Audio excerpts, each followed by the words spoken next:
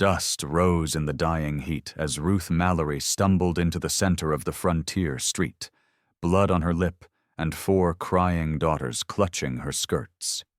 Her husband, Tom, followed shouting curses that split the quiet afternoon, calling her a curse herself for filling the house with useless girls. The preacher stood frozen by the church steps, townsfolk watching from porches and windows, but doing nothing as his hand struck her again. Ruth didn't cry this time. She just stared back, eyes wide and hollow, one arm around her youngest while the others pressed close to her side. The whispers came soft and cruel. 4 daughters, no sons. God's punished her. Tom's voice thundered over them. You shamed my name, Ruth. You'll learn your place. Then a deeper voice cut through the noise. She's already learned it. And it's above you. The crowd turned. A tall man stepped forward from the freight line, coat covered in sawdust, axe still slung on his shoulder. Silas Brandt, the lumberjack whose silence was known more than his words, stood between them and the beaten woman. That's enough, he said, calm but final. Tom sneered. You stay out of this, stranger.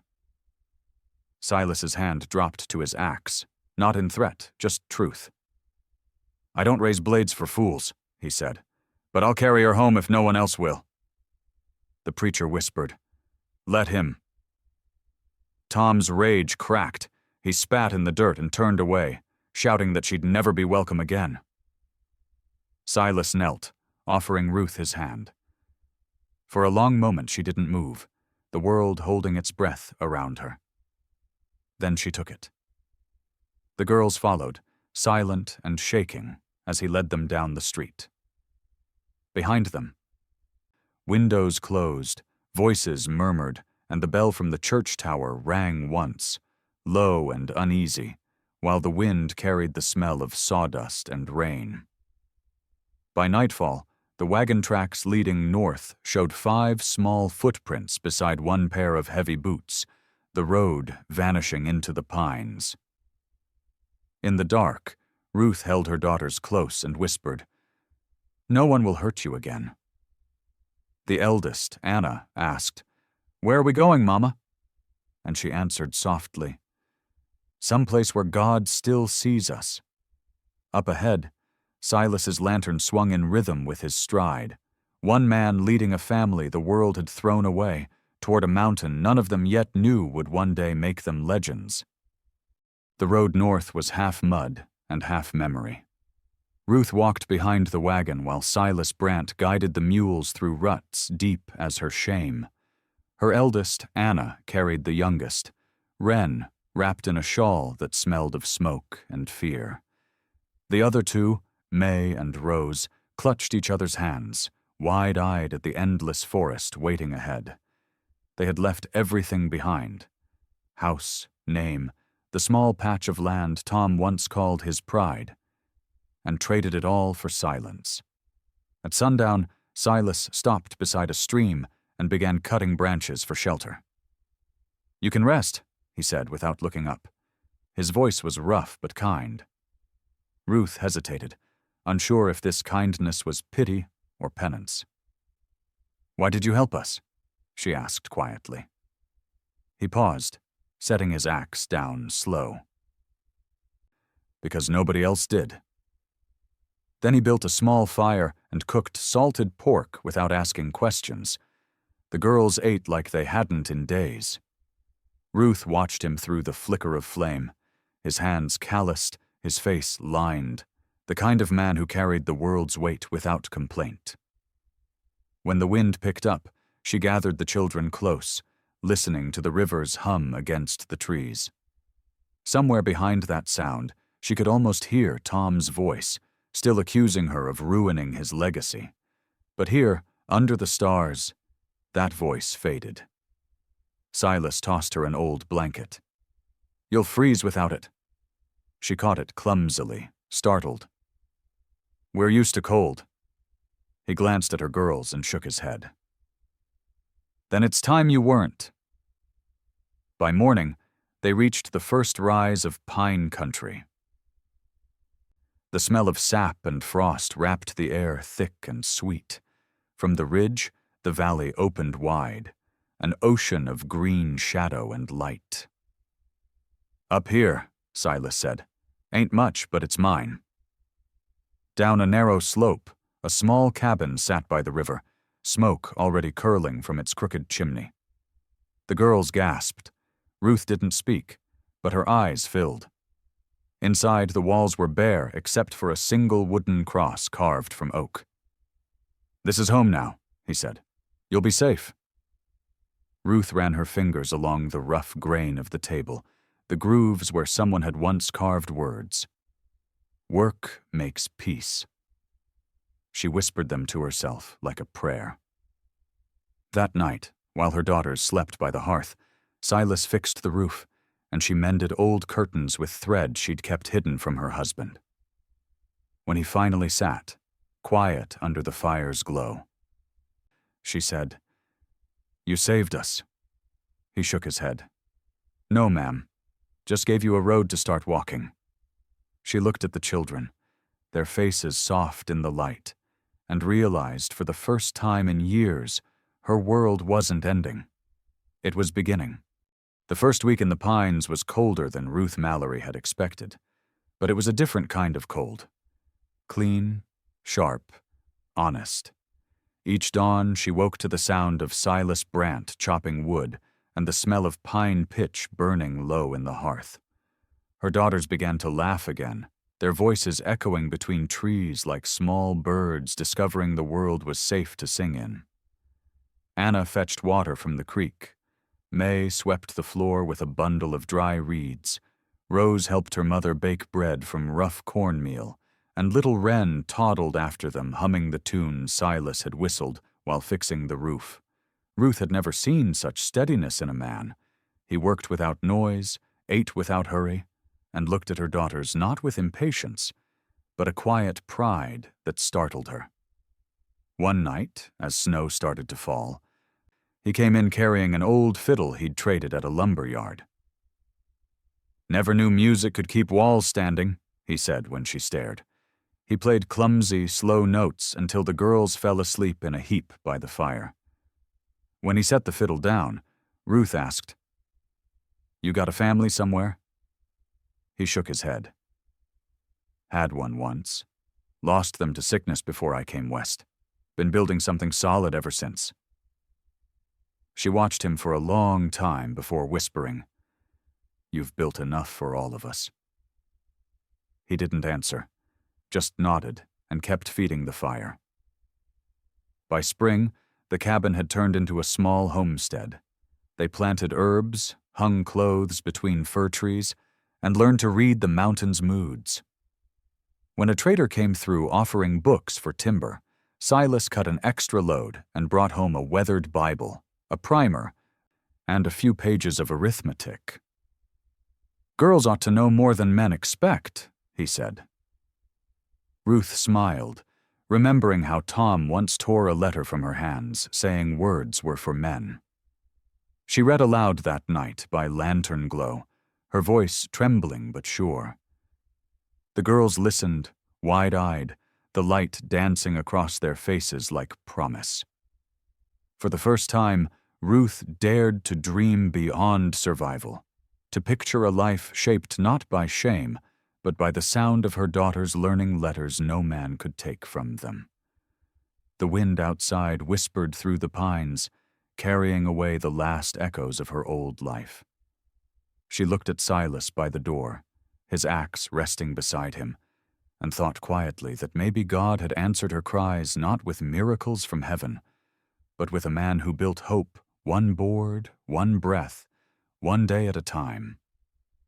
The mountain had turned gentle in spring, the river running clear, the air sweet with thaw, and for the first time, Ruth Mallory felt peace settling into her bones like warmth she'd forgotten existed.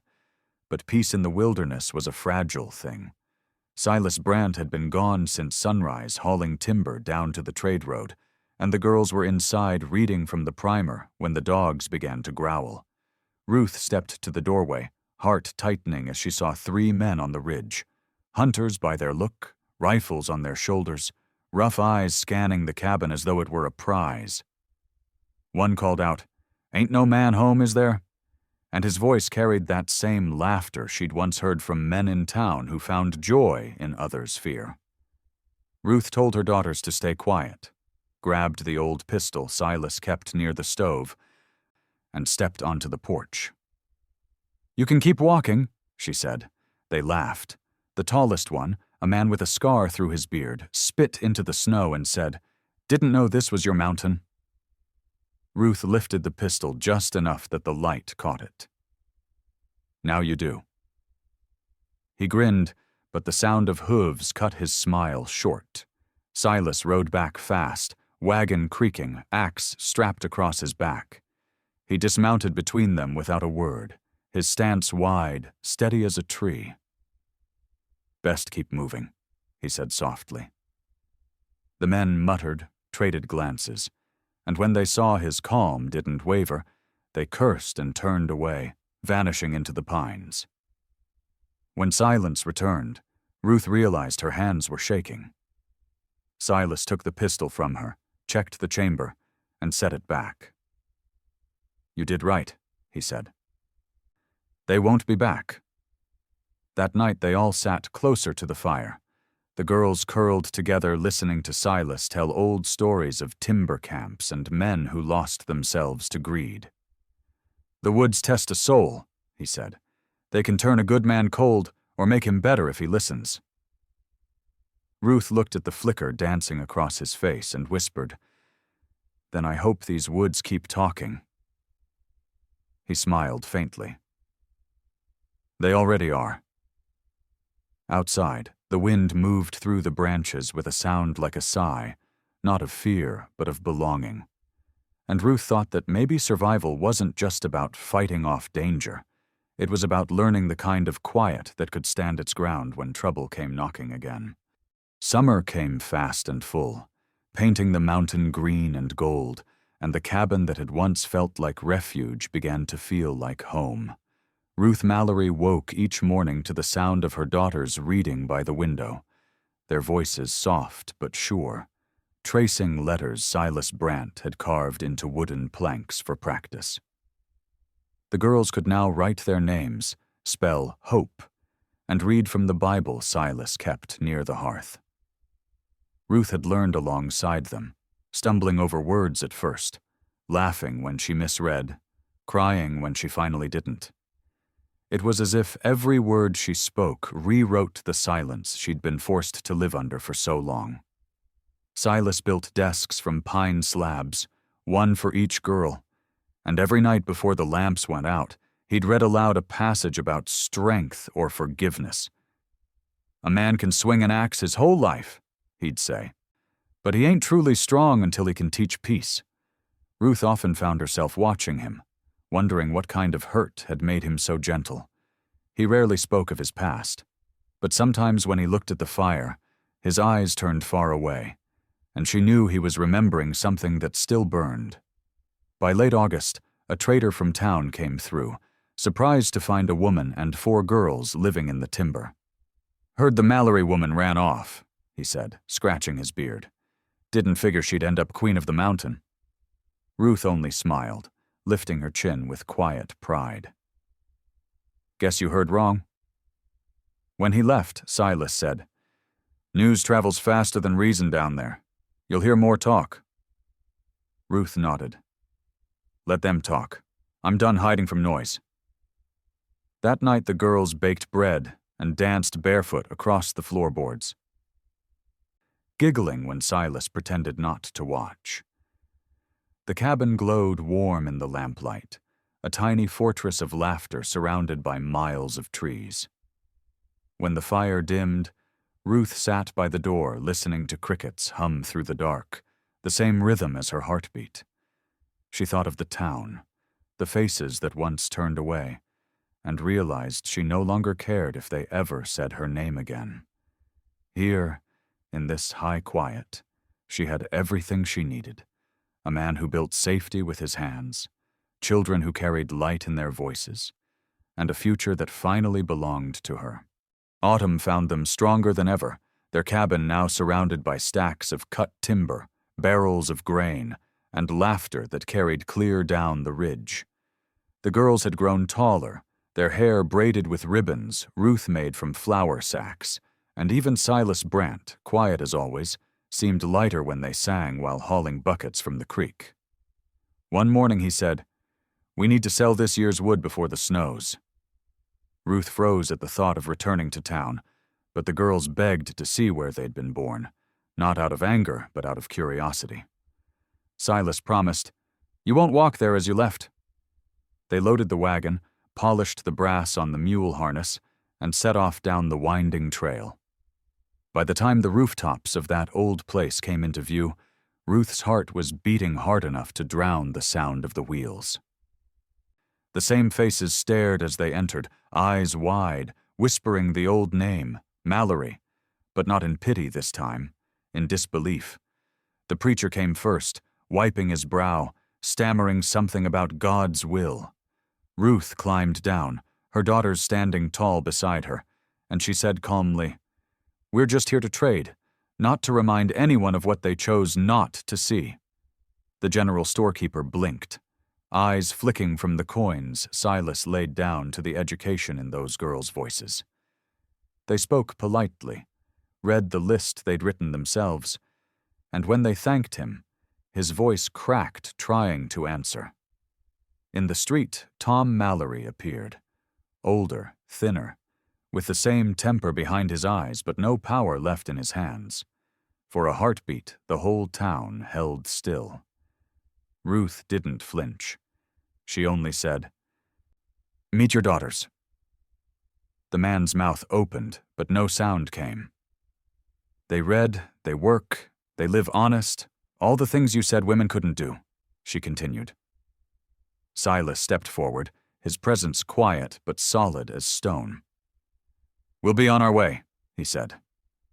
The people parted without a word, the weight of years pressing down heavier than any snowstorm. As they rode out again, May looked back. "Mama," she whispered, "why didn't you tell him how wrong he was?" Ruth smiled, eyes soft but proud. "Because now he already knows." The mountains waited ahead, gold and endless, and as the wagon climbed toward the pines again, the girls laughed, the sound bright and free, echoing across the land that had once called them curses, but now could never forget their names. Winter came early that year, pressing heavy clouds over the valley and painting the ridge white again, and with the cold came rumors carried by traders who couldn't stand the thought of a woman rising higher than men who'd broken her. Word spread that Silas Brant had stolen land that wasn't his, that Ruth Mallory had bewitched him, that the daughters were unholy clever because no good could come from women reading better than men. When the sheriff rode up one gray morning, the frost cracking under his horse's hooves, Ruth already knew why he was there. "Nothing personal, ma'am," he said, avoiding her eyes, "but folks down there are uneasy. They want proof you ain't trespassing or spreading nonsense." Silas stood behind her, broad shoulders straight, eyes calm. "We built this with our hands," he said. "Paid for every acre in sweat and timber." The sheriff sighed. "Then you won't mind showing papers." Ruth went inside and came back with the deed, signed by the trader himself years before. The sheriff glanced at it, nodded once, and said quietly, "It's clean. But the talk won't stop, not while you live better than they do." She thanked him, then turned to Silas after he rode away. "They'll never forgive us for surviving." He smiled faintly. "Then let's keep giving them something worth forgiving." They worked harder than ever, clearing new land, teaching other families who came through how to build, how to read, how to write names their children could be proud of. Still, the whispers stung. One night, when firelight danced on the walls, May asked, "Mama, why do they hate us?" Ruth set down her sewing and said softly, "Because they see in us what they were too afraid to become." Silas added, "And someday they'll thank you for showing them." Outside, the snow fell steady, quiet, endless. By spring, the rumors had faded, carried away by wind or guilt, replaced by stories of the family who'd turned a patch of wild land into a place of hope. Men came to buy lumber, women came to learn letters, and slowly the mountain turned from a hiding place into a school. Ruth looked at Silas one evening as the girls taught new students by lantern light and said, "We were meant for more than surviving." He nodded, watching the glow spill through the cabin windows. "Then let's show them what living looks like." Years passed, the forest around the cabin thinning into open meadows where laughter and learning replaced fear, and Ruth Mallory's daughters grew into women who carried the mountain in their hearts wherever they went. Anna, now 20, rode each week to the nearby settlements to teach reading at the small churches. May had become a healer, learning herbs from the pines and caring for the wounded loggers who once sneered at her. Rose managed the timber ledgers with numbers sharper than any blade, and Wren, the youngest, sang at every gathering until men stopped to listen and women wiped tears from their eyes. The mountain had raised them strong and proud, and Silas Brant watched them with the quiet pride of a man who had seen despair grow into dignity.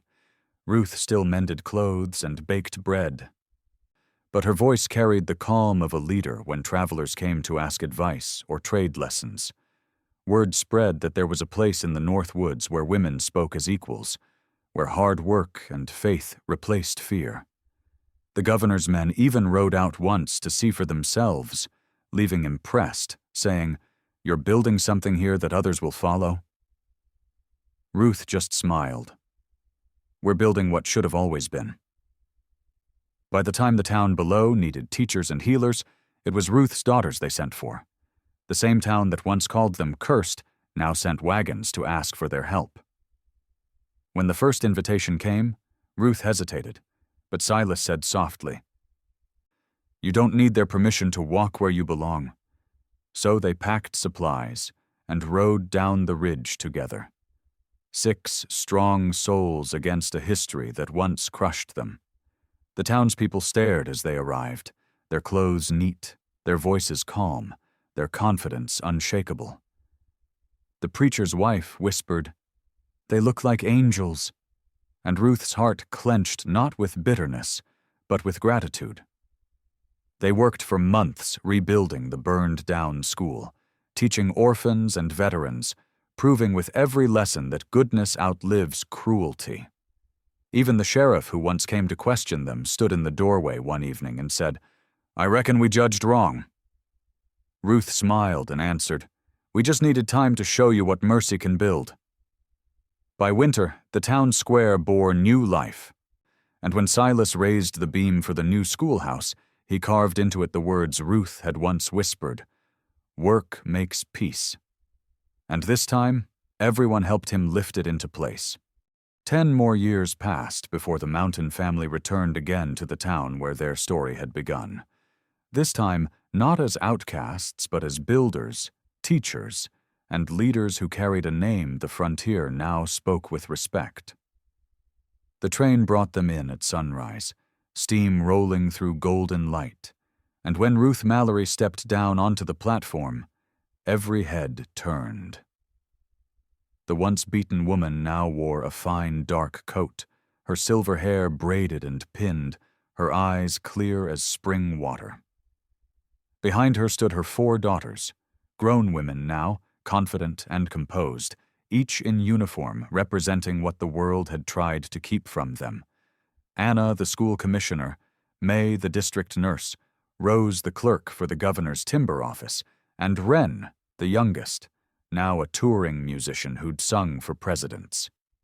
And beside them stood Silas Brant, still broad-shouldered though time had etched lines into his face, his old axe replaced by a polished walking stick carved with their initials. The town had changed, yet it hadn't. The same street stretched dusty between the church and store, the same faces older but still marked by memory. As they walked toward the square, whispers rose like a wind, Those are the Mallory girls, the ones he took away, the ones who made something of themselves. When they reached the church steps, the preacher who once turned away came forward trembling. "We wronged you," he said. Ruth placed a hand on his arm and answered softly, "You watched what you didn't understand. Now you do." From a nearby porch, a frail old man stood up. Tom Mallory, her husband, bent with age and guilt. He took one step forward, then fell to his knees in the dust. "Ruth," he rasped, "I thought I was saving my name, but you gave it meaning." Tears filled her eyes, not from hate, but from the strange mercy that comes when the heart finally wins over pride. She helped him to his feet and said quietly, "You can stand with us now if you've learned to stand right." The crowd fell silent. One by one, the townsfolk began to applaud, not out of habit but reverence, until the sound swelled through the street like rain after drought. Silas lifted his hat, the daughters smiled, and Ruth looked toward the horizon where the mountains gleamed in morning light. "We came back," she said to her family, "not for praise, but to remind them what grace looks like when it grows strong." And for the first time in her life, the same town that once called her cursed called her blessed.